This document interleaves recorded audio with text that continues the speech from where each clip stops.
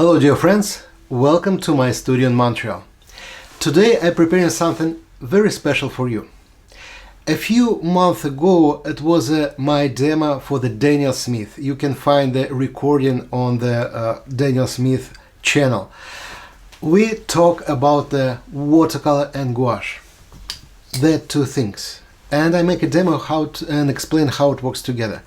So for now I want to show that another one time with a little bit different combination.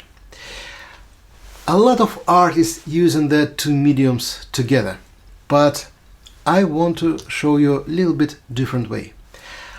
I will use watercolor like a watercolor and the gouache like a gouache, and do not mix it.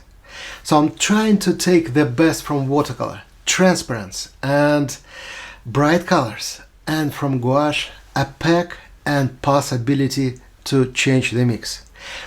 Honestly, it's not visible on the screen, but in reality you will see the huge difference between opaque touching, which is strong, visible and soft, transparent mixing by watercolor. That's what I'm trying to do in that job. So I have a reference photo, I have a piece of the Saunders waterfoil paper and gouache and watercolor from the Daniel Smith. Let's go!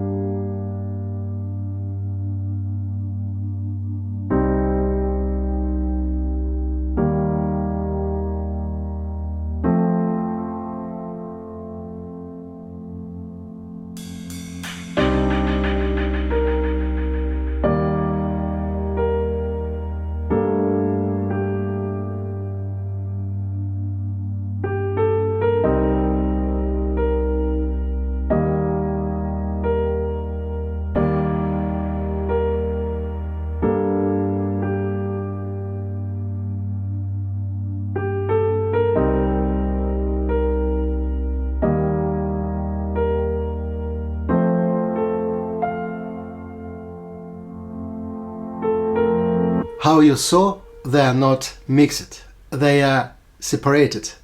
But that's what I'm really like in that style. Because of the background around the hands, the shadow part of the arms everywhere, shiny. It's a completely different feeling about the skin, just because of the contrast with opaque colors. And if you want, you can experiment with that. Use the white opaque colors, gouache opaque colors, mix it together and don't touch the watercolor for that. Keep it divided. Believe me, on the paper, in reality, it's look very nice. And you should know, the Daniel Smith make, honestly, miracle. They create bright gouache. Normally all the gouache colors, it's like a pastel, a little bit more whitish. But the Daniel Smith make it so colorful, and that give you a lot of possibility to mix it together. Thank you very much for your time. Enjoy the new material and new discovering. Feel yourself like an artist and be creative. Thank you.